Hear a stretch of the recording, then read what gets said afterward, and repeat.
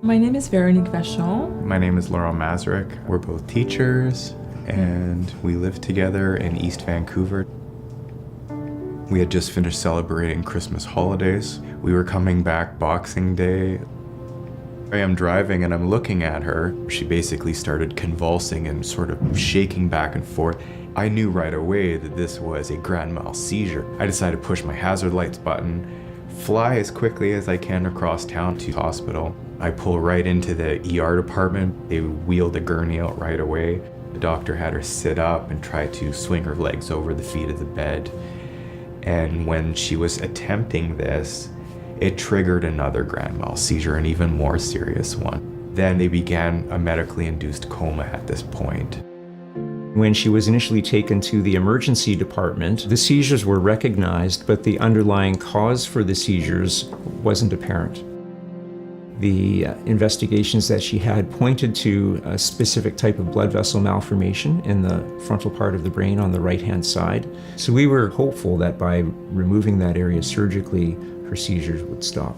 That kind of changed everything for us. Both of us were ill at the same time. I have a tissue diagnostic that confirmed that I had an esophageal cancer. Everything became more intense for Laurent because he had to deal with his own cancer without my support.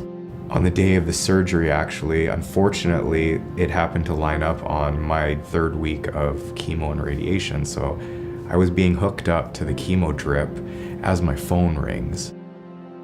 The surgery, I think, lasted a few hours. She was still deeply sedated after the surgery. It was a very gradual process of weaning off one medication at a time to make sure that we were happy that she wouldn't be having any more seizures. She starts to come out of the coma and was waking up. My first thoughts that I remember was, what am I doing here? What happened to me? It was really strange for me to just not be able to take care of myself, and I was really upset by that. Her communication was largely binary, yes or no answers that she was kind of expressing with her eyes. We're fortunate to have a great rehab hospital in GF Strong.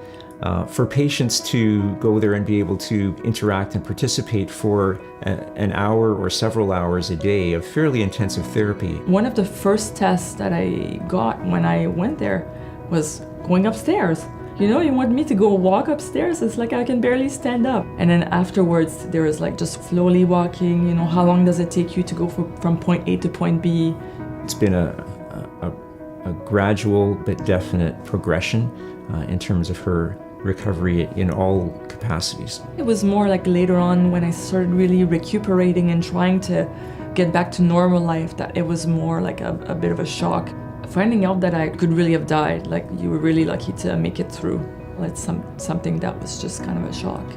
Most of the complex disorders that require specialized surgical care done only here at the Vancouver General Hospital. Whether it's a PET CT, CT, or an MRI, the linchpin of it all is successful imaging. The next generation of imaging technology increases the resolution that we can look with, and it allows us to see things that we wouldn't otherwise see. The donations that we receive allow us to really have state-of-the-art, best possible ability to answer the difficult questions and solve these difficult mysteries.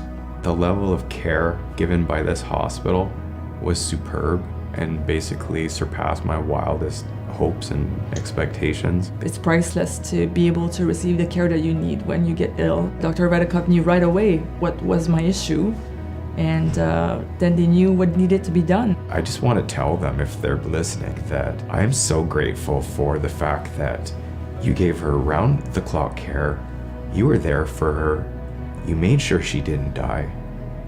Thank you.